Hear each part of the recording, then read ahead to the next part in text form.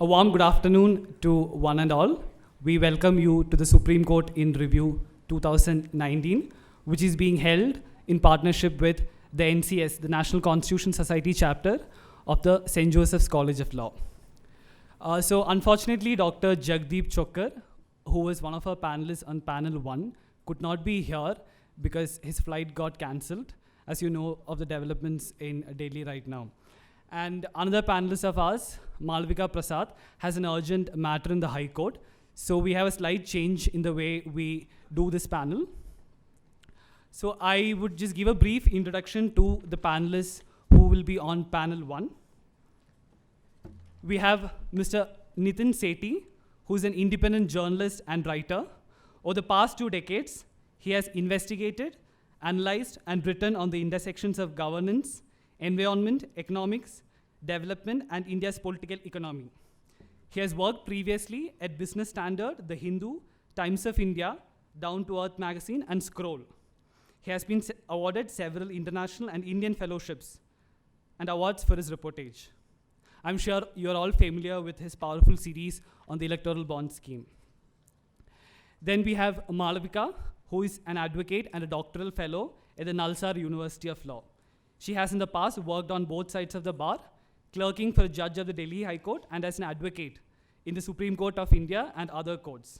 She will take us through the court's approach towards the money bill question and how it ties with broader federalism issues. And we also have with us Mr. Venkatesh Nayak, who's a head Access to Information Program at Commonwealth Human Rights Initiative, an international independent non-profit NGO in Delhi. He has assisted with the drafting of RTI laws in several countries and trained more than 7,600 officers of government and public sector enterprises. He uses India's RTI law prolifically on matters of public interest. If I may request all panelists to come up on stage.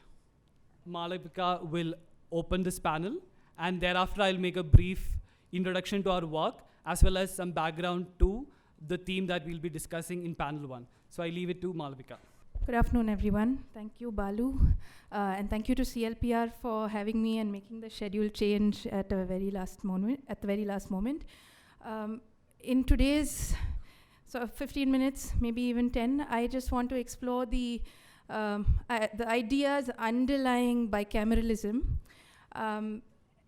in the context of what was held in Roger Matthew this year, as well as how Puttaswamy unfolded on the money bill question last year.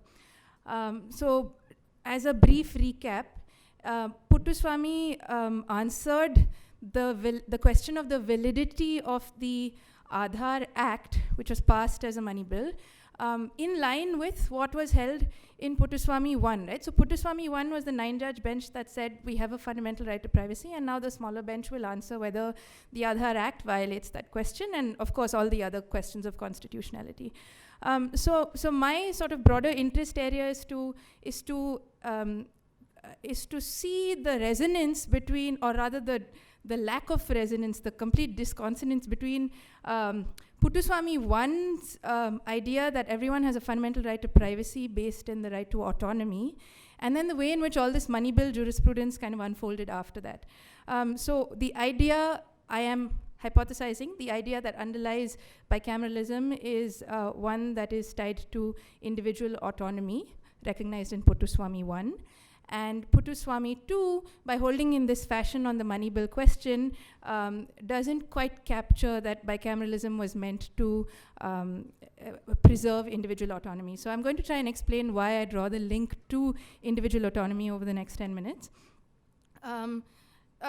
What does the right to privacy have to do with individual autonomy? Puttaswamy, the 9-judge bench, says every person has the autonomy to decide what they feel, how they think, how they want to represent themselves, and then they kind of give us types of autonomy, decisional autonomy, various things. But the idea they were trying to reiterate or emphasize was that Part 3, which is the chapter on fundamental rights in the Constitution of India, is founded on the idea that every individual is autonomous, and if that autonomy is not preserved, then there is no meaning to Part 3. Fast forward to Puttaswamy 2, the question before the court is, was the Aadhaar Act passed validly as a money bill? And the court says yes. But the court says yes in a in a somewhat funny way. So they look at the Aadhaar Act, they reduce the scope of the Aadhaar Act by saying, this provision is unconstitutional, this provision is not the pith and substance of the Act. The core of the Act actually is the provision in Section 7. And the provision in Section 7 was the provision on targeted distribution of subsidies. So they say if you strip away the Act from all of these other things and the core of the Act is just Section 7, then subsidies inherently entail drawing money from the Consolidated Fund of India, and therefore the Aadhaar Act is a money bill. Firstly, I think it is quite questionable, but we've had this conversation a lot in sort of journalistic writing and in academic journals as well by now. It's questionable that you will strip an entire act down to a little piece and then say, now this piece is actually a money bill. But more in terms of doctrine and text, Article 110 of the Constitution of India, which delineates what kinds of bills can be money bills, says a money bill must contain only provisions related to drawing from the consolidated fund, etc., etc. And then Article 110(1)(g) says, and incidental provisions thereto, which is to say, incidental provisions to the drawing of money from the consolidated fund, and the other grounds. So if a money bill under the Constitution is supposed to have only provisions that concern the drawing of money from the exchequer, to oversimplify the 110 grounds, then automatically the Aadhaar Act, which had a bunch of other provisions like Section 57, which allowed private entities to use Aadhaar to validate people's identity, etc., is not a money bill, right? But to kind of circumvent this only phraseology, the court had to say, kick out 57, kick out a bunch of other provisions, let's not think about them, let's just think about Section 7, that is the pith and substance of the Act, and that is the reason that the Aadhaar Act is a money bill. Now, Justice Chandrachud makes a very elaborate dissent in the Aadhaar Act, which I won't cover too much because I want to talk about Justice Chandrachud's opinion in Roger Matthew. So he essentially says there's no way you can ignore only in Article 110. Every provision in a money bill necessarily must concern the requirements laid out in Article 10, which is they must concern some manner of using India's money, the exchequer's money, and not even so broadly. So it's not even a finance bill, it's a money bill. So, and therefore you have to take the word only strictly, and then he explores what's at stake when you don't pass, when you pass a regular ordinary bill, a regular garden variety bill as a money bill, right? And to explain what's at stake, he says, look, you've ignored the Rajya Sabha completely. And he builds on this idea of the role of the Rajya Sabha in Roger Matthew. So Roger Matthew was a case this year, reasoned quite well by both Justice Gogoi and Chandrachud. I won't reference the third opinion just yet. So Gogoi says, you know, there is this question about what the word only does in Article 110, and we cannot ignore it. And because we are also 5 judges and they were also 5 judges, let us put the question of whether whether this particular act, which was a law on tribunals, was validly passed as a money bill. Let's put that question before a larger bench than 5 judges. But the theory of what it means to pass a regular bill as a money bill, Justice Chandrachud elaborates on. So the reasoning Justice Chandrachud presents is essentially this, that in passing what is ostensibly a non-money bill as a money bill, you have completely evaded the Rajya Sabha's consideration. Why is that? Because Article 110 money bills may only be introduced and considered.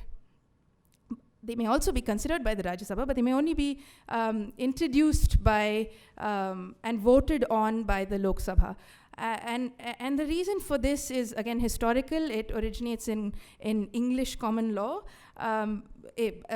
Back when they had a situation with the House of Lords kind of bringing the government to a complete halt by not letting these money bills pass, they made the decision that, you know, the upper house doesn't really need to consider money bills, just the lower house does. And because we've inherited a lot of common law traditions, we sort of inherited that provision as well. So Justice Chandrachud explores that history And he goes on to say, so the crucial thing really is that you've not, you've tried to eliminate the Rajya Sabha from considering what would otherwise have been a valid bill. And then he closes on a theory of bicameralism. He says, look, bicameralism in India is not just an institutional thing that we copied from the British. It has specific purposes. So the upper house in its constitution, the way it is designed, the way it is composed, the way it is elected into existence, is meant to represent a certain kind of interest, which is the interests of various states. And to then say that the consideration of the upper house is irrelevant is to ignore the fact that the various states have a say in what happens in lawmaking in India. And he closes with the paragraph that bicameralism is meant to ensure that Indian pluralism is preserved. And this is where I believe bicameralism is integrally related to the idea of autonomy as as Puttaswamy 1 holds. And that's what I'll endeavor to explain in sort of the next 3 minutes. So bicameralism in India, in the design of the Rajya Sabha and the Lok Sabha, it's meant to ensure a specific type of balance between what is called by theorists as demos constraining powers and demos enabling powers. Now the demos is just the polity, right? So democracy, demos, rule of the demos. So the demos is the policy, the polity, and it is thought that the Rajya Sabha has both demos constraining as well as demos enabling features. Why is that? The majoritarian demos, which is the majoritarian polity, stands represented in the Lok Sabha, right? One citizen gets one vote, we all vote who we want into power, and the Lok Sabha ends up being constituted as a result of the first past the post principle. So literally the majority occupies the Lok Sabha. So the majoritarian demos is in the Lok Sabha, and then once the Lok Sabha passes a bill and the Rajya Sabha considers, the Rajya Sabha can send it back and say, you know what, this bill needs reconsideration. They can force reconsideration, they can sit on the bill. So we think of the Rajya Sabha, and we have thought of it like civics lessons as well told us that the Rajya Sabha acts as a cooling chamber, right? So we think of the Rajya Sabha as something that constrains the sort of immediate passions of the majoritarian Lok Sabha. So in that sense, the Rajya Sabha is demos constraining. But there is, just to explain in theory, the more number of competences that the Rajya Sabha has, the more it is demos constraining. So if the Rajya Sabha could have enacted every law that the Lok Sabha could have enacted, if it had powers to enact every law that the Lok Sabha has powers to enact, then it would be a completely demos constraining Rajya Sabha. In our constitution, that is not the case, because Rajya Sabha cannot initiate money bills. So that's the demos constraining piece about the Rajya Sabha. What is the demos enabling piece about the Rajya Sabha? So the constitution of the Rajya Sabha is representative of state interests. So if the largest states in this country have the largest Rajya Sabha representation, the smaller states have a smaller representation. The way in which the Rajya Sabha gets constituted is by proportional representation. And so there is a sense that the specific contexts of various Indian states is only visible in the Rajya Sabha, right? Because the majority could first past the post elect a majoritarian Lok Sabha, but because of proportional representation and because of the sort of number of seats proportionate to the size of the state, the Rajya Sabha represents the specific unique context of each of the states. And in that sense, the Rajya Sabha is demos enabling. Now, it's not enabling of the majoritarian demos, but it is enabling of the subnational state demoi, maybe, the plural of demos. But anyway, it's enabling of the many little subnational contexts in Indian states. And what are both demos constraining and demos enabling features? They essentially try to preserve the autonomy of the individual in different ways, and with this I'll close. So why do either of the houses need to be demos constraining? It is thought in political theory that we are better off if we are ruled by limited government. Limited government being that a majority cannot just decide that they'll make fundamental rights the plaything of a smaller group of people. And therefore, the interest that an individual has in a demos constraining government is that each of us is protected from a complete majoritarian vote, sort of dismissing our individual needs, contexts, etc. What is the stake for the individual's autonomy in a demos enabling system? So let us say most of the country speaks Hindi or variants of a language that sort of reside in the Devanagari script. Then the particular sort of demos enabling foundation of the Indian Constitution is that individual autonomy and individual representative contexts be accounted for in democratic decision making, and therefore both the demos constraining feature of bicameralism in India and the demos enabling feature of bicameralism in India really sort of build that ability for us to preserve our autonomy. And to that extent, I think that Puttaswamy too, holding in that fashion and allowing this act as a money bill, had set a really bad precedent until, of course, Roger Matthew came in and said, you know what, bicameralism really represents pluralism in India, and we cannot just wish it away by willy-nilly saying anything is a money bill. And while the Supreme Court has not given us too many reasons to be optimistic this year, I think Roger Matthew definitely was one of them. So thank you very much. Thank you so much, Malavika, for that insightful talk. If anyone has questions for Malavika, please, we'll pass the mic around. We can take up to 2 to 3 questions. The socio-economic caste census has taken, and that can be a solution for this Citizen Amendment Act also. So many issues you should address. Hi. It seems like the Aadhaar Act has actually drawn a lot of inference from the Social Security scheme, which is actually there in US. But the only reason why Social Security scheme is actually good working over there because of the Privacy Act 1974, okay, of there, because they provide a non-disclosure disclosure statement, okay, and also it says that it's not compulsory, you know, for other entities you need to give. But somehow that something is a little bit missing, okay. We have the Aadhaar and all compliance and all thing. But still there are the telcos and the companies which are still going to ask the, you know, your details about the Aadhaar and all. So I don't feel would want to give my biometrics to them. So just my brief response to both those comments is that I wanted to speak specifically to the money bill bicameralism question, not the specifics of the Aadhaar Act. I'll leave that to other friends who are here for the day. So before we move into our first panel, I'll give a brief description on our work and the key cases which were involved in the first panel discussion. CLPR is dedicated to making the Constitution work for everyone through law and policy research, social and governance interventions, and strategic impact litigation. At CLPR, our focus areas include constitutional culture, governance reform, disability rights, gender and sexuality, transgender rights, and discrimination and intersectionality. The outcomes of our work take the form of pre-legislative recommendations, legal pedagogy, public interest litigations, and policy briefs. As part of our efforts to creating a vibrant constitutional culture in India, we set up the Supreme Court Observer website towards the end of 2016. The SC Observer is a living archive of the Supreme Court of India. It aims to build a non-partisan, open access database of the Supreme Court's contribution to our everyday lives. This is done through daily reporting on selected cases and analytical insights into the working of the court. So far, we have tracked and reported on close to 60 cases. One of the key ways in which we ensure that these selected cases may be accessed intelligibly is by curating the relevant materials at each stage of the case. For instance, the case background provides a description of the case with focus on the key constitutional issues. The reports section provides easy to understand summaries of oral arguments in the case. And under the documents section, we curate the pleadings of the parties as well as the orders and judgments of the court.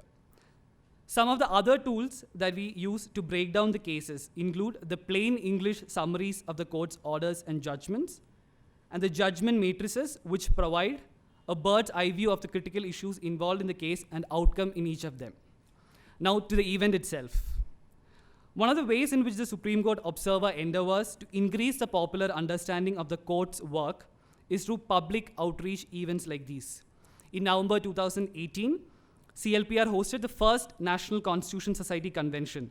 The convention provided students a platform to critically engage with academics, lawyers, and civil society leaders from across the country on the history and contemporary relevance of the Indian Constitution. Today, too, we have close to 25 NCS delegates drawn from across the country. We have gathered here today in an effort to continue this engagement. We hope that this event will provide everyone an opportunity to critically engage with the major developments and landmark judgments delivered by the Supreme Court in 2019. As you know, we have 3 panels lined up today. The first one being on strengthening democracy. The second one is on Supreme Court reform. And the final one, slated at 6:30, is on religion and faith. We'll now move on to the panel 1. I'll give you a brief background of the cases we tracked in relation to the theme of democracy. So 2019 saw a number of Supreme Court decisions that had substantial implications for the Indian democracy. In April, the court passed an interim order to all political parties to confidentially declare to the Election Commission the funding they had received under the electoral bond scheme, of which further will be discussed by Mr. Nitin Sethi.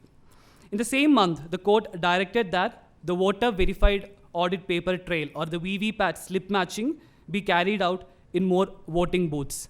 Mr. Venkatesh Nayak will be enlightening us more on that issue. At around the same time, the court also engaged with questions of citizenship. It closely monitored the National Register of Citizens exercise in the state of Assam. The final draft of NRC was published on 31st August, excluding around 19 lakh residents. Finally, in the case concerning the Finance Act 2017, which Malavika discussed a few minutes back, the court cast a shadow over the way in which the Aadhaar judgment had validated the passing of Aadhaar legislation as a money bill. In doing so, it placed special emphasis on the importance of bicameralism, as you all heard, in the healthy functioning of parliamentary democracy. Now, given that a final judgment in the electoral bond scheme is awaited, and the scope of money bill will come up before a larger bench, hopefully soon, these decisions may hold clues to the court's approach towards vital questions concerning India's democracy. Now I hand it over to the panelists. If I can have Mr. Nitin Sethi start with his presentation. Hi, thank you for having me here. With a caveat that neither am I well versed with law or with the processes of the Supreme Court. Unlike other journalists who will later come on to panels who are trained lawyers, legal heads as well. So excuse me if my language does not fit into the legalese that's used in the courts, but I'll try and present it in the fashion that we as average citizens use and look at the courts functioning, both as people who particularly focus more on the political executive and the way the executive arm of the system works. There are 2 ways to do this for me when I present the electoral bonds case before you. One is to say what is the evidence, what is the evidence before us of how the electoral bonds have come about and how they've been processed in the last year and a half, and then to perhaps put it in a context of why electoral bonds make a significant difference one way or the other to the nature of democracy we have. And then third part, which is very easy to comment about, is what the court has done, because in this case it has done pretty much nothing. It's easier to comment on what the court has acted. But I think the significance of the fact that the court has not done anything is only arises out of the fact of, is electoral bond significant change in the nature of democracy, or does it potentially provide a significant trajectory of change in the nature of electoral democracy that we have? So let me start, I think easier to do, look at what the electoral bonds were, how they came about, and how they got implemented as a scheme.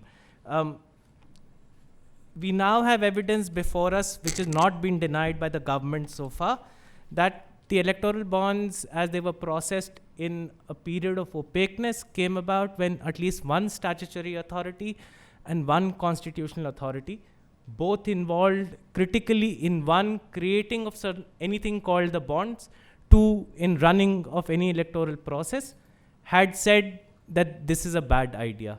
They had raised categorical issues of, one, economic consequences of having electoral bonds, where under the RBI Act, only the Reserve Bank of India is allowed to create bonds, which is equivalent of what is called M3 or money equivalent.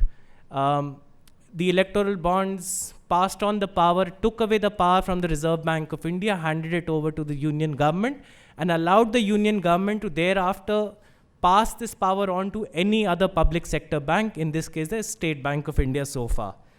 To the Election Commission, the other authority that said no to it, for several reasons that the RBI had also reiterated. It said, one, it will allow, along with the idea of electoral bond, there were several other changes made in 3 acts, and put together that would allow, one, the influence of foreign flow of funds into the electoral process. It would allow an opaque channel or tunnel, not the word used by either of them, but roughly implying the same, for foreign funds to come into Indian electoral and political processes unknown to the citizens of India. 2, it would allow shell companies primarily being companies that do not actually do any business except move money, funnel money from unknown sources through corporate veils that are difficult to peel away, would allow shell companies to provide unlimited, unknown, anonymous resources to the political parties.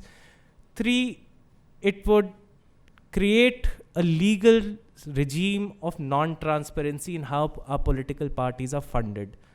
4th, it would create something that the Election Commission referenced to but did not pick up in great debate, though it has internally in its documents, referenced the idea of equity in electoral funding. And we'll come to that later, which I think is far more significant if you look at in terms of both how electoral democracies function and do not function. Now, these are the facts that we now have on record that the government's not denied, at least so far, except saying its official statement on all these facts has been then all this happened for quote-unquote public good.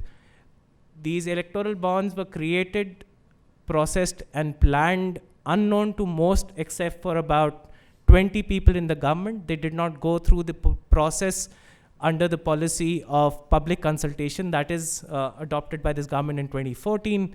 They were done by misrepresenting facts, misleading statements, as well as falsifying government records of what had been stated by other statutory bodies as well as constitutional bodies. Once these bonds were created,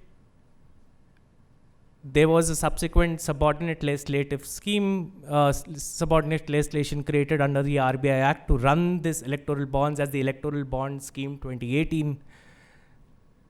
This again did not go through the public consultation policy 2014 regulations and was brought about by, one, misleading the parliament thrice in one session, lying to the RBI, and I use that word with utmost responsibility, lying to the Election Commission, falsifying records of its finance ministry, and then the 1st January, I think, when the process starts, we next found that what the government had done had also broken its own subordinate legislation and the regulations it had provided to govern these rules. The law had been broken to run these electoral bonds on the extent instructions of the Prime Minister's office. The significance of that if you go back to the previous regime of UPA, you'll remember the large 2 scams that happened, the coal scam and the 2G scam. Even at those levels, it was still not possible for anyone to prove that the Prime Minister's office had been involved in any way in that process. This is the first time in about 12 to 15 years that we've seen a clear documentary evidence of the Prime Minister's office instructing the finance ministry under it to break the law to process the electoral bonds. Thereafter, we have evidence that the finance ministry broke the law thrice. We have evidence that the Prime Minister's office broke the law yet again in 2018. The reason that the Prime Minister's office instructed that the law be breached was to ensure that these electoral bonds illegally could be sold and encashed for state assembly elections rather than only the Lok Sabha election that it is allowed for. Thereafter, the finance ministry broke the law to encash what were expired bonds for one political party. We do not officially know what that political party was, but it's easy to guess. We then have evidence now on record of how the government repeatedly, including in the last month and the last session of the parliament, lied to parliament, lied to issues raised of privilege by members of parliament about the electoral bonds. I call it lie and not just misrepresentation, because it was done, as evidence shows, well aware, while the government was well aware of what it was saying was factually incorrect and wrong. It was done with intent to mislead the parliament. Why is this significant? Because it's not as if the first time that the government breaches its own, the laws that it itself has processed, subordinate legislation that it has brought. It's pretty rampant in our system. Why would it make the electoral bonds slightly more significant, perhaps, when this is done? Is, for me, if you step back and say, what's the role of the Supreme Court and in the way it manages an electoral democracy? What role does it play? And where does elections come into that space to begin with? For me, I come from a region where, for us, the nation, as we know, nations, I come from half from Arunachal and a little from Manipur. For me, the nature of the nation state is a very nebulous, fresh idea. It's not something which is new to us. It's still a construct that keeps processing itself. And I see the Supreme Court and somehow as an institution that perhaps helps us navigate a better social contract between the citizens and states, and two, helps us, once the social contract has been developed originally based on a living document called the Constitution, to also take a higher responsibility of managing that constitutional document or that document slightly better to evolve our social contract with the state. Part of the social contract that we have as we come together as a nation state, and it's a pretty recent episode that we've come together, is the electoral democracy itself, or the process of elections, of how we find our representatives to decide things on our behalf and draw these social contracts in the near future or further on. Part of that process is to ensure that our representatives represent us, the human citizens, and not any other legal artificial entity, particularly not a mercantile operation which is legally sanctioned, say a corporate. For that purpose, it's very essential that our electoral politics is transparent, to make sure that those we bring to the parliament are only answerable to us. Is essential, principally, if you look at it, to make sure that they are not supported, induced, inclined, or tempted by any other force or power or influence, in this case, obviously money. Now, in an ideal case scenario, one would presume, therefore, that elections would be funded by citizens, and that's how it would run. We've never had that to begin with. We've had a process where there's been opacity. That opacity has allowed different people to provide, and different legal entities beyond citizens to provide influence, money, and therefore, obviously, the end result of what we see is the nature of political economy that arises out of it, where your representative is as much answerable to somebody who's funded them.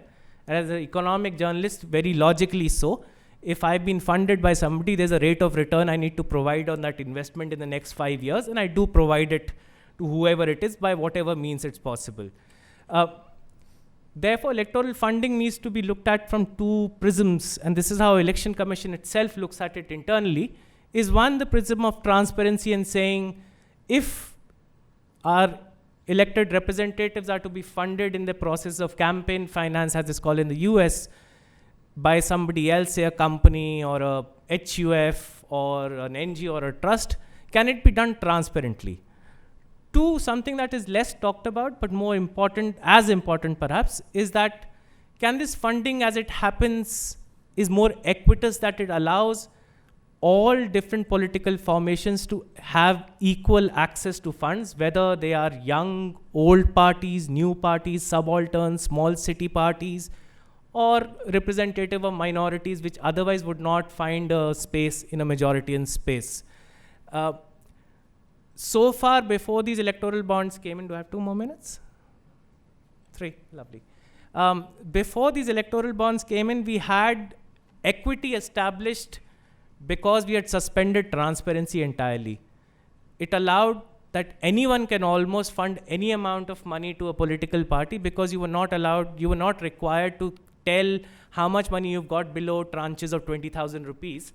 The political parties were not required to disclose it. Therefore, all kinds of parties could somehow exist in a illegal equity where almost anyone could get as much money as they wanted. Therefore, you saw political parties saying while 50% of their funds come from accounted sources, more than 50% at times came from unaccounted sources, in some cases even as much as 80%. With the coming of the electoral bond, what you had was a legalization of, at least an attempt to legalize opacity and suspension of equity. And these two together are more important than one alone. One, it allowed certain parties, largely more powerful, more rich, more resourceful entities to provide funds to political parties. The levers of this scheme was meant in a fashion that only the party in power can manipulate with or without breaking rules to ensure that large amount of funds come to only the parties in power, and that seems to have happened already. It allowed smaller parties to feel, and correctly so if you look at the data so far, that the smaller parties felt they would obviously not be able to use this much money, be able to access so much money, because the government had also amended the laws to make sure donations above 2,000 are to be accounted for, not just donations below 20,000.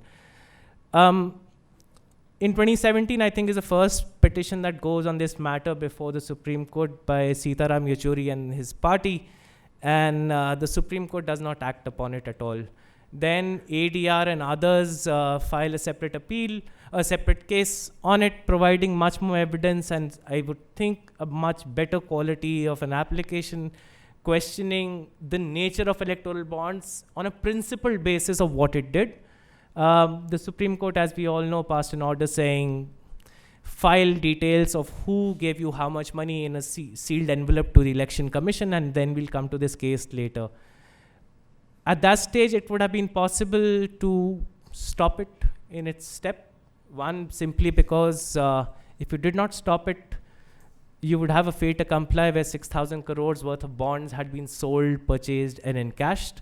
Those obviously were expended in 2019 elections and the assembly elections of 2018, which means there is no going back from how the 6,000 crores was spent.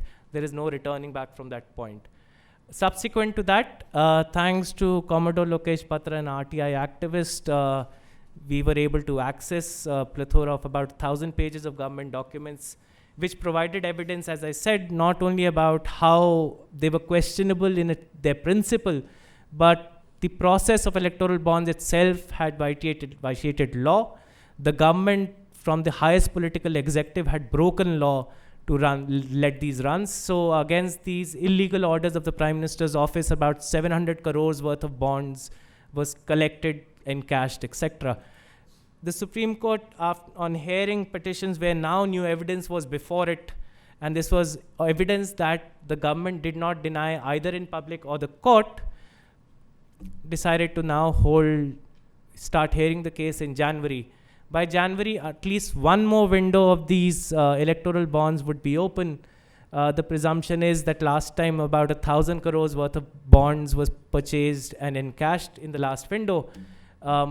Because RBI was never heard and the governments allowed that there should be no cap on the amount of electoral bonds you can sell, we now are in a position where the Supreme Court can keep on hearing and we can keep on having an opaque, iniquitous process by which the party in power can continue to legally collect as much money from any source within or outside India, unaccounted to us as citizens, unaccounted to the Election Commission, unaccounted to any other authority in the government. I did not say much about the Supreme Court because, again, I'll end with this. There's not much it has done. This is not meant to be a critique of the Supreme Court. It's meant to be a pure criticism, and I'm trying to be as polite as possible. Because you corrode the fundamental basis on which a democracy runs. You set in motion machines which are very difficult to undo because there is political favor that anyone in power would like to derive out of it. It's not surprising to me as a journalist because we've seen even in cases where issues of life and death are rather at matter rather than long-term corrosion of the democracy, say the Kashmir case which we're not discussing, or AFSPA in the Northeast, or particular cases like say the Forest Rights Act itself, where there's enough evidence on the face of it that the government's done something wrong and it should be contained, and if it is not contained or stopped in its tracks, that things cannot be undone thereafter. The Supreme Court has not acted upon it. Again, it is not a critique, it's purely in terms of how law processes work. I'll take 30 seconds more, I'm sorry. In any other branch of the government, this would be seen as dereliction of duty. There are clear rules and regulations in how the bureaucracy works where the inactions of certain elements of the government would be seen as dereliction of duty and officers could be prosecuted for that. In the case of the Supreme Court, obviously we do not have it. We tend to sometimes forget that judges are public servants. We tend to treat them differently. But if you were to judge them by the same parameters that you would judge any public servant, clearly I believe the Supreme Court is in dereliction of its duty. Thank you. Thank you so much, Nitin. Next, we'll have Mr. Venkatesh Nayak, who will touch upon the issue of VVPAT. We'll have question and answer session after that for both of them. Thanks. My very distinguished co-panelists and dear friends, I was not supposed to speak in this session, but I'm just sort of filling up for a speaker whom I consider as my mentor, who could not come here because the flight got cancelled, and I know I won't be able to do full justice to the breadth and depth of knowledge that he would probably have presented before you on the subject of the VVPATs, but I'll try my best because I've also done something in terms of scratching the ground to find out what exactly is this VVPAT after having tried it out at the polling station. But when I'm going to speak all of this, I also speak with a little bit of sense of trepidation because I can see that my teacher is sitting in the audience. So if I make any mistake, I hope my teacher is going to forgive me. But let's start. Let's start with a question. How many of you sitting in the audience have actually voted in elections to parliament or the state assemblies when paper ballots were still in use? Hands up. Okay, very few. How many of you have not voted at all so far in these elections? Oh, wow. Is that because you are not old enough? The moment you get old enough and the next elections get declared in your area, you should go and try it out. It's an experience. Let me start by asking a question. What should an electoral mechanism guarantee? Can somebody tell me? Yes. Foolproof, transparency, okay. But you have fools contesting elections, fools voting in elections, what do you do? I'm sorry, that was just a joke, don't take me seriously. Sorry? Fair process, what does it mean? Fair and lovely laga ke? Sorry, I'm being a little caustic, I shouldn't be. Let me tell you what was the answer that actually I learned only recently after I started working on VVPATs. The electoral system should serve two sets of people. The voter who goes and casts the vote in whatever manner, paper or electronic or whatever, that my preference has been accurately captured. And the second requirement is for a person contesting elections who has lost should be convinced about the fairness of the process. I don't think it really matters much for the winner to be convinced that he has won. He's won or she's won. Khatam baat. These are the two things. In order to ensure these two things happen and that elections are fair and free and fair, there is a principle that was established or rather recognized by the Federal Constitution Court of Germany in 2009. That's the principle of public examinability of every stage of the election and almost every action taken in the election, with the honorable exception of the actual voter preference. Because that must be a secret ballot, obviously. Everything else must be publicly examinable. So that leads to the question, today in the age of EVMs and VVPATs, what exactly is this thing called ballot? During the age of paper votes, the ballot was physically present. It was a sheet of paper with names of the candidates, with symbols that were allocated to them either on the basis of party or on the basis of the election commission deciding what symbol they should have based on their preference, because they are not part of any registered party. And the voter going and pressing that rubber stamp. That was the ballot. Today, can anybody tell me what is meant by the ballot? Is it the VVPAT thing that drops in there? You never even touched it? Or is it the total vote count that is recorded on the control unit of the EVM, which you've never seen? You will never get to see it. You will only hear the beep. You don't know if it was somebody else's mobile phone. Sorry, I'm again being caustic here. Because you see, why am I being caustic? I was actually a believer in EVMs and VVPATs in terms of their infallibility about a year and a half ago. Because I had seen a demonstration at the Election Commission of India. And I was fairly convinced that the technology is absolutely fine, wonderful, and it is a beautiful solution to the problem of booth capturing. In the days when people would go and tappa lagate the vote pe. Nobody else is allowed, the genuine voter is not allowed. Goons have come in and they are stuffing the ballot box with votes stamped with their choice. That is gone. Oh, wonderful. Because people like me, who are ignoramuses as far as technology is concerned, I have my mobile phone, I know what happens on the face of it. I have no clue what is going on at the back end. That's exactly how we react to EVMs and VVPATs. We don't know what exactly happens at the back end. We only see what's there at the front end, and we say, okay, this is fairly convincing. I don't want to go into too much of detailing about the technological parts of EVMs and VVPATs, but let's just understand today that when you go to a polling station to cast your vote, you will see 3 machines there. One is your ballot unit, on which you press your choice, that whatever you want to exercise, including none of the above, nota. And next to it is a printer that prints your preference, shows it to you for 7 seconds. That slip cuts, falls down into the drop box. And then there is a beep, which actually is apparently indicative of the fact that your vote has been recorded in the control unit, which you will never get to see. Only the presiding officer of the polling station will see it. That is all. And then you go back thinking that your vote has been adequately cast. Now, when did I turn a skeptic? I turned a skeptic when one of the well-known central intelligence agencies actually did a background check on my organization, asking, somebody from this organization has filed an RTI asking about the software used in EVMs and VVPATs. We had not asked that question at all. Why? I am the only crack fellow, to use a very local, local parlance, who files RTIs on these kinds of topics.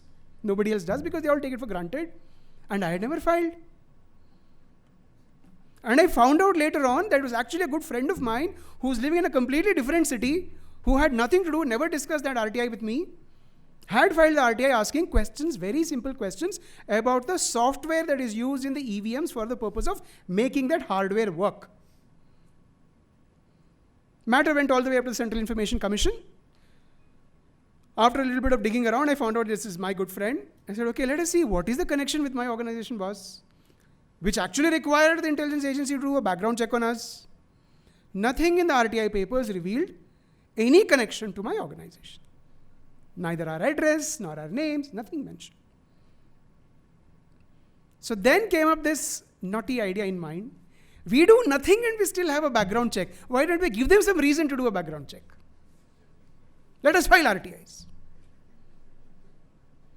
So my first RTI was asking the Honorable Election Commission of India, what have you done with that order of the Central Information Commission which said that, look, these software questions which this other gentleman has asked, The two companies which manufacture those machines, Bharat Electronics Limited, based in Bangalore, and Electronics Corporation of India Limited, based in Hyderabad. They are saying, sorry, we can't give this information because this can be misused to introduce spurious machines into the system. And the Election Commission tells the Supreme Court of India, our system is so robust, nobody can introduce a spurious machine into the system. Companies are saying, no, we can't give you. But the Central Information Commission said, this is a matter of public interest. Voter confidence in the electoral system is paramount. So in order to reinforce that, put this question of whether or not this software-related information should be disclosed before a competent authority for a decision.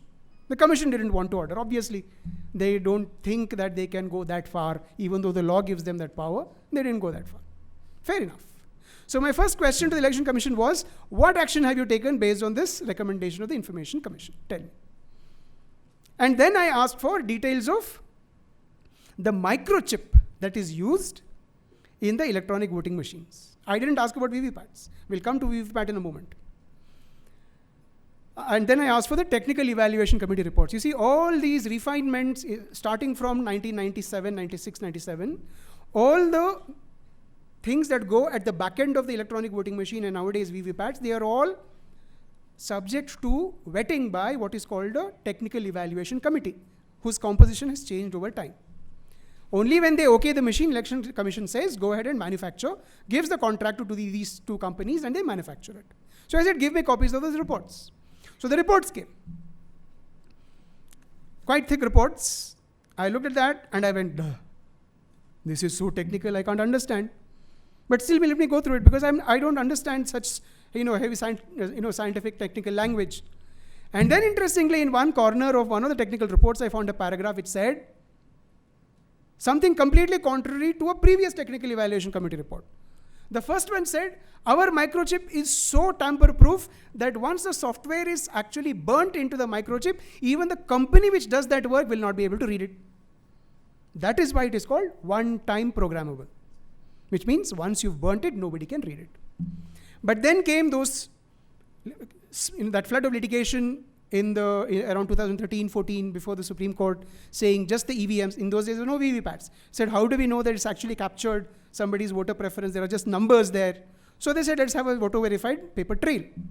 And a VVPAT machine came into existence. But in between, what happened was, the Election Commission said, our microchip that we use is one-time programmable only. Therefore, it is tamper-proof. Because the company which burns the software into that microchip can't read it itself. So in the next Technical Evaluation Committee report, we found a paragraph which said that you should retrieve the software from the microchip, compare it with your software that is your standard, and see whether there is fidelity or whether there is a Trojan or a malware in it, which means the software is retrievable, which means the software is verifiable. Then comes the question, how is this one-time programmable by? We'll stop at that. We filed an RTI application with one of the manufacturing companies and asked for the name of the microchip company which supplies microchips for EVMs. And the company's public information officer was a little extra enthusiastic. Along with the name of the company, he gave the model number also, which I had never asked for. So we went to the company's website and looked at the product description. And the product description very clearly indicated 3 types of memory, none of which are one-time programmable. They are all erasable memory, they are flash memory or random access memory. So what is his OTP? Big question mark. All of this was made public one day before the counting started for the last Lok Sabha elections. Till date, the Government of India or the Election Commission of India have not contested this finding. So there's a lot that is available to you for asking questions. Who conducts software audits? Because that was one of the recommendations of the Technical Evaluation Committee, saying it's not enough to just burn the software into the microchip. There must be an independent auditing of whether the software is actually geared to do what it's supposed to do. And once it is burnt into the microchip, does it actually do what it is expected to do? Now that is a directorate, Standards Testing and Quality Control Directorate under the Ministry of Electronics and Information Technology. So we filed an RTI with them saying, how many have you looked at? Where are your reports? Can you please share with us? Everything is secret. National security can't be given. So now that matter is before the Central Information Commission. I'll just take 2 more minutes to share with you what are all the, you see, before the coming of the Right to Information Act, even if I were to ask all of these questions, I would not even get a reply. Now, thanks to the RTI, forget me, any of you can ask this information. Those of you who have not voted yet, you are still citizens of India. You can ask this information under the Right to Information Act, about which I'll talk about in the next panel. I'll just end with 2 cases. EVMs were used in the Maharashtra Assembly elections of 2014. One constituency of the Assembly in Pune district, the losing candidate went to the Bombay High Court, filed an election petition, and demanded that a forensic audit of the electronic voting machine be conducted. Forensic audit was conducted. Bombay High Court dismissed the election petition, saying forensic audit conducted by the Central Forensic Sciences Laboratory, Hyderabad, indicates no tampering. Wonderful. So we filed an RTA and asked the CFSL, can you please give us a copy of the forensic audit report? CFSL says, sorry, we don't have the report. This has been submitted to the High Court. So you should ask either the High Court or you should ask the district election officer who's conducted these elections. By which time, all of this adventurism that I was getting involved with as far as EVMs are concerned caught the attention of the losing candidate. He called me up and said, I've got the EVM report, forensic examination report. I'll send it to you. Do you want to take a look? I said, please do, because these guys are not giving it to me. So I got it, shared it with one gentleman who's an electronics engineer, a specialist in Bangalore, and asked him, well, these tests that have been conducted by the CFSL, are these the appropriate tests for examining the complaints made by the losing candidate? So what were the tests? One was an X-ray. What was the X-ray about? The X-ray was just to see inside the dabba of the EVM, are there any foreign objects that should not be there according to the design? So the X-ray said no, nothing. Everything that the EVM was originally manufactured is inside. There is no extra component. Wonderful. Now, is this jammable, or is the, can interference be done with the functioning of the microchip through radio frequency? So Bluetooth. So the answer was no. No, nothing can be done. But the engineer tells me that, look, the frequency that, the frequency at which that microchip operates. No, sorry, the frequency at which Bluetooth operates, or any other, that radio thing operates, and the frequency of the test that they use is a complete mismatch by 100 million factor. So it's not the appropriate test. So actually the CFSL itself said that, look, we have no clue as to how to do this. We have no experts here. Please give us extra time. And after the extra time, this is what was submitted to the court. And who signed on the report? One engineer, not an electronics engineer, and believe it or not, one ballistics expert. You know what ballistics, no? This is where the problems are. That today, we really have a serious problem as far as the credibility of the VVPATs are concerned. And my absolute last point. EVMs were patented in 2006. One patent granted to Electronics Corporation of India, another granted to Bharat Electronics. Both are manufacturing. Now, those of you who studied patents law or are studying patents law, you would know that the moment a patent application gets filed, along with the specifications, that is information that must be made available to anybody, not just in India, but even across the whole world. Why? People should have the right to file objections. You can object to it only if you have access to the complete specifications of the patent, whatever has been applied for in terms of getting a patent. And believe it or not, for the VVPAT machines, the two companies, again, BEL and ECIL, have filed patent applications. They are not even disclosing the number. They're not disclosing the copy of the application. They're not disclosing copy of the complete specifications. Why? National security. Now, these are, law students like you should actually be taking up this as a project to fight this case. When the Patents Act says that the application and the complete specifications should be available to anybody on payment of fee under the Patents Act, why can it not be made available under RTI? So I leave it there with you. If there are questions, I'm happy to take it over later on. Thank you. Thank you so much, Venkatesh. We have roughly 20 to 25 minutes for questions. We'll take 2 to 3 questions at a time. So when you're asking the questions, please identify yourself, who the question is directed at. Namaste panel. My name is Saroja Angde. I am an NGO secretary. Our NGO is called Society of Safe Bharat Against Covert Torture and Energy Weapons. How does that tie with your question? You talked about EBM getting hacked with the radio frequency waves. That is correct. Everything can be hacked. Whatever the test that those two folks said, did with the different frequencies, absolutely wrong. And what are the higher implications with that? Higher implications is that any other countries who think they're too big in technology, or they think they want to build a new world order, they have an upper hand, and you are handing it over who gets elected. And then our government currently has given option, I think in DRDO, our defense system, where there is one organization where they have given to work on these electronic stuff without parliamentary overseeing. So this has a very broad implications on India as our nation, whether be it a Hindu, Muslim, whatever, and versus other countries. So as a panel, I urge you guys that our system still needs to be very solid. We Hindus have to, if the need be, let us fall back onto our older system of balloting with a piece of paper, but that is much better. So this is a big threat to our democracy. Hi, thank you. My name is James Brunner. This is a question for Nitin Sethi.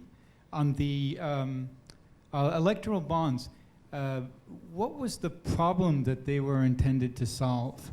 And what other countries do you know have a similar system or a similar product? Could you perhaps say a few words on how you got to find out that Tata was the biggest buyer of these bonds, and how when we were told that the bonds were something that were opaque in terms of who was going to be the donor, how was it possible to figure out who had actually bought these bonds? Thank you. It said it was trying to bring transparency, and in the fourth sentence right after it said transparency in electoral funding, it said donors had told us that they would like to donate anonymously, therefore we are creating these bonds. So for all practical reasons, I think, and for all records that are in public domain, including those that the government did not want out, while it claimed transparency, it also explicitly said that secrecy was the core, I think the quote-unquote phrase they used was the core purpose of the electoral bonds was to ensure secrecy of funding. But the headline always was transparency. So somewhere between those two, I'm sure, is where the truth lies for the government. How did the Tatas, so I did not disclose the fact that the Tatas, and I'm not sure whether it's true, though I remember there's floating rumor that Tatas were one of the largest buyers of electoral bonds. Now, the disclosure of information on electoral bonds can happen on two ends. One, the political party says, we've got so much funds. Two, the donor says, we've donated so much funds through electoral bonds. The law as it stands amended today does not require the party to disclose who it got the electoral bonds for. It only has to disclose the total amount it's gathered under the electoral bonds, from which we know out of the first phase that out of the 222 crores worth of bonds sold in the first phase in 2018, BJP got 95% because BJP's disclosed the annual report for the previous financial year. Once it does it for the last financial year, 1920, I believe the number is somewhere in the range of BJP getting more than all other parties put together and getting somewhere in the range of 65 to 75% of the 6,000 crore bonds. Now, on the side of the donor, as of now, there's no law that requires either a company or a trust or an individual or an HUF or an NGO to disclose in public mandatorily that it's made so much donations through electoral funds. Legally, all entities can actually not say this. Legally, all entities can right now, by accounting standards, also not disclose this in the annual accounts that they present. remembering that only registered corporates are required to disclose their annual accounts. So if I as formed a trust, or if I was a Hindu undivided family unit as under the income tax, if I donated 6,000 crores worth of electoral bonds next year, I would not need to disclose. A company might need to if it wishes to. So at the moment, I do not think we have verified information on which company has donated how much. It is theoretically possible that you can, if you trawl through the records of around, I don't know how many registered companies we have, I think it's around 5 million, if I'm not mistaken. It is technically possible that you can trawl through all the annual submissions of all the registered companies in India and possibly find which company might have donated if it decided to disclose. Obviously, we know in practical ways that is never going to happen.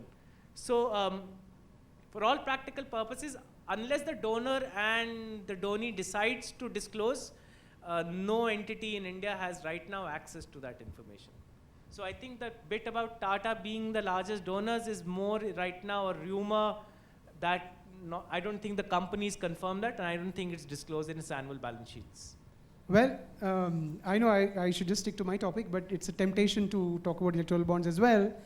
I have asked the State Bank of India to tell me which are the political parties that actually redeemed money from you, because now that the Supreme Court says give it in sealed cover, you might as well disclose it under RTI.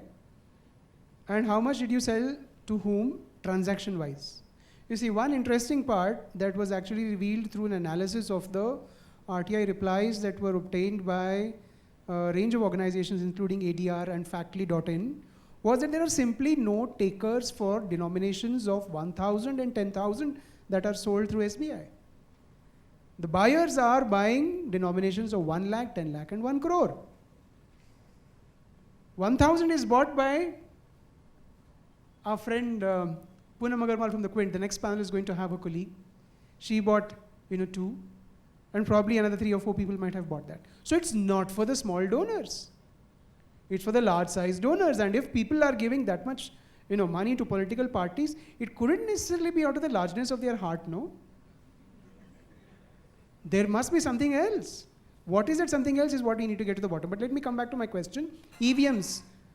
I don't know if I came across as somebody who actually made a case for the argument, made a case that EVMs can be hacked. Sorry, I said I'm a skeptic. And as a skeptic, I cannot take a position until and unless I have all information that would dispel my doubts. So right now, the efforts are towards getting information about EVMs and VVPATs that the Election Commission or the 2 manufacturing companies are not placing in the public domain. And who am I to form an opinion? That will be only a personal opinion. I am not the only person who goes to a polling station and votes every time elections are announced. It's all of you. It's the rest of the roughly 1 billion strong electorate in the country. It's for all of us to form a considered and informed opinion that yes, EVMs are reliable, or no, EVMs are not reliable. And in order to be able to arrive at that position or that considered view, you need to have information. And that information is not adequately available in the public domain. Even Parliament is not asking these questions. And as far as your application, sir, good luck to you. Why should only 2 companies manufacture EVMs and VVPATs? Why should not be opened up to any other company that can do a good job? It should. Let me finish. You would be surprised to know that for the Lok Sabha elections, one of the manufacturing companies was terribly, terribly behind schedule in terms of delivery of EVMs and VVPATs. Records obtained by an investigative journalist for the Indian Express actually revealed notes written by and pressure brought by the Prime Minister's office on the Election Commission of India to procure EVMs and VVPATs from the open market. But thankfully, the Election Commission of India said, sorry, there is a process through which we go to select these 2 companies. These are the ones who have patents on these matters. These are companies that are in the public sector, so we can, they are under the control of the government, and whatever technology, whatever software we are using is entirely approved by our technical evaluation committee. And therefore, we will not go with your advice of buying it from the open market. But if more companies want to manufacture it, And they can actually demonstrate that their EVMs and VVPATs are not really hackable at all, although I don't know if any such thing can ever be arrived at to everybody's satisfaction. If they are machines, they can be tampered with, they can be hacked, particularly electronic stuff with software written into it. But if there are sufficient safeguards, then let it be an open market competition. Why create a monopoly of only 2 companies? And what I have not shared with you today is actually, because my analysis of that data is not yet complete. I got hold of about 450 pages of information of the Election Commission's files relating to the last Election Commission, and you would be surprised to know what is the percentage of failure of the VVPAT machines and EVMs when they did a first level check. I'm just not revealing the data right now because it's not compiled. I was shocked when I looked at it. And suddenly, at the time of elections, every machine is working perfectly. First level check, rakhe kharab ho gaye. My last point. This 1%, 5% business. In that original case, let me tell you, it was not Mr. Chandrababu Naidu who was the original petitioner. The original case was actually filed by my friend who asked information about software audits. The 24 political parties case was tagged on to his case. And because there were these very senior advocates who are arguing for the political parties, the bench heard only them. And look at the daily orders of that particular case, N. Chandrababu Naidu versus Union of India. You will see the petition number of my friend's petition is mentioned there, and the daily order says, sorry, we could not hear you today.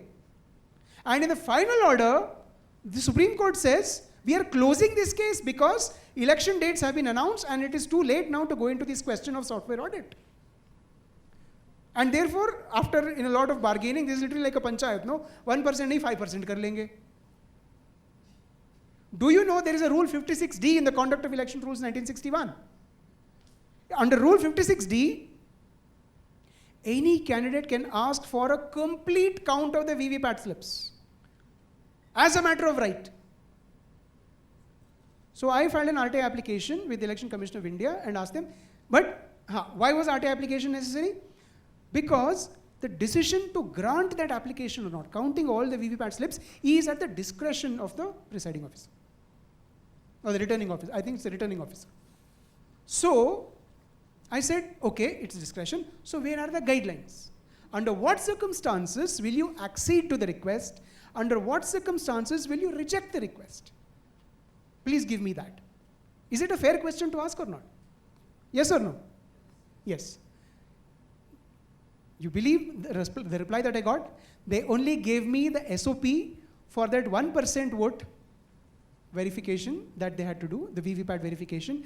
That was used in the Lok Sabha elections. They did not have the time to even change the 1% to 5%, which is what the Supreme Court changed.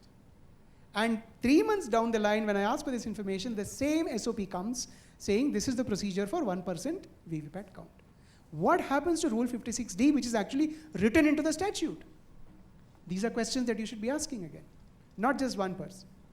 All of you, particularly the young voters who have not yet voted, I mean, soon to be voters, you should ask. And what is your leitmotiv or purpose in asking this question? Say, in this particular year, I am going to be eligible to vote in the elections. I would like to know what have you done if one of the candidates in my constituency asks for the counting of every single VVPAT slip. You have a strong point there. Why? You are an interested party. You are the voter. And everything about the elections in your constituency would be of great interest to you. Not just your constituency, your parliament and your assembly. That assembly and parliament does not belong only to the representatives who sit in those houses. It belongs to all of you who send those people to those houses. Thank you. So the Reserve Bank of India stated on record to the government that no other country actually follows this opaque process of funding. To the lady at the back, there was earlier regulation under the Income Tax Act which required that no company provide more than 7.5% of its profit as contribution to a political party. That was done away with. That allows great funneling, and in the Companies Act as well. Now, to me, what my friend Venkatesh, who's like an RTI machine that runs overtime. And what we're talking of to fundamentally draw it back to the Supreme Court. Now, these are facts which are now presented before the court. It's not as if it's in the realm of conceptualization or theoretics or saying, is it principally right or not? This is evidence now available in cases that are now before the Supreme Court for a while.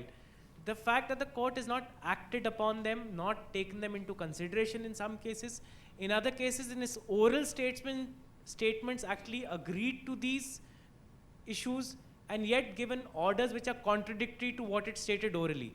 To me, put that together makes a very dubious argument of where therefore does Supreme Court stand on issues which are larger, greater important than saying one individual versus the other, where there are large political forces at play. How independently, freely and robustly does the Supreme Court respond to the citizens' requirement of how democracy runs?